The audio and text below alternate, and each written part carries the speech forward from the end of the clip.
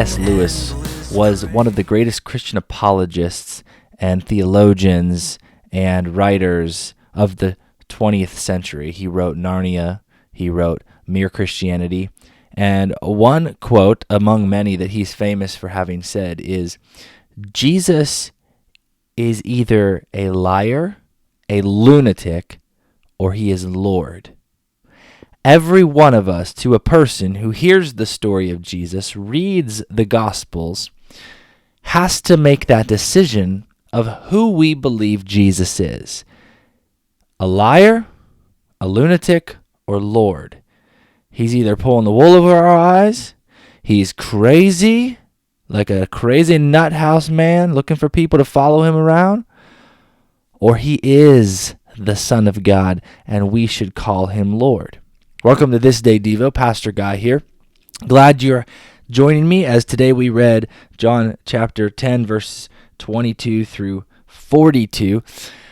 As we've been going through the book of John, again, the theme of John is, so that you will believe and live by the power of his name. So it is not to be unexpected that this question continues to come up. Where are you at in terms of your belief in Jesus? Liar, lunatic, Lord. How do you answer those questions? Who is he to you? This comes up today in our reading. In fact, it comes up in a way where the people surrounding him who are questioning his belief, the people who surrounded him who had picked up stones, they wanted to stone him in yesterday's reading. And now there's like, how long are you going to keep us in suspense? Are you the Messiah? Just tell us plainly. I mean, come on.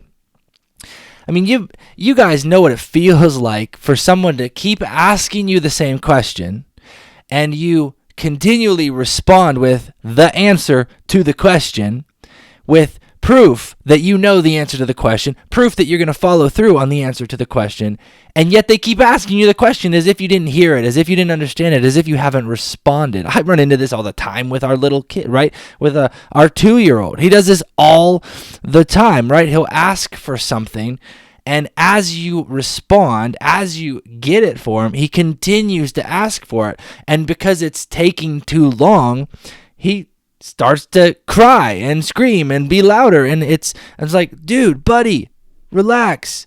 I'm working on it for you, okay? Or I can only answer the question so many different ways, you know? So you know what it feels like to kind of have that moment of frustration where you're like, what? I am answering. And so Jesus, in some ways maybe, has this moment of frustration where he's like, I've already told you and you don't believe me.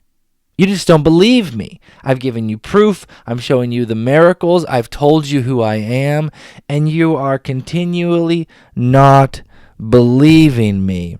And so this is something that you and I need to resolve. You've probably already resolved that. Maybe you can guide someone else in resolving that. If you're not sure if you believe, what does that look like for you as you go along this way? And so Jesus is saying, listen, I am the Son of God. The Father and I are one. I'm showing you from these miracles. The text said that they realized that Jesus has been living up to everything that John the Baptist told them that he would be. And for that reason, then, some of them who were there, many of them, in fact, came to faith. They came to believe. That's what we see throughout all of this.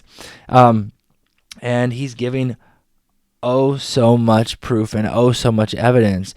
And the word tells us that we have enough in Scripture to believe. We go on faith and the evidence that has been seen and shown to us. And so we place our faith in Jesus. But this is that reminder that we can't just dismiss Jesus as a good man. I can't just dismiss Jesus as a good teacher.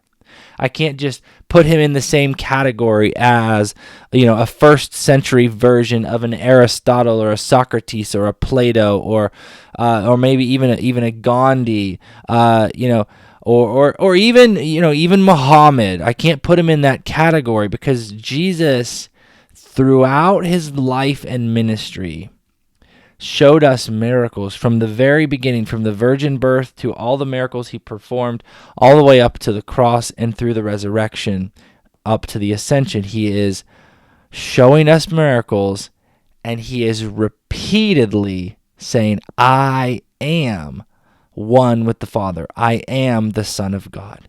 Liar, a lunatic, or Lord? Who is he to you? To me, he is Lord.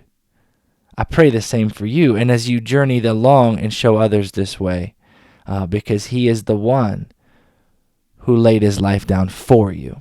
Today I learned this about Jesus, and on this day I will this. How do you respond to that today? Have a good day. Every word sent down from heaven has the power of Christ.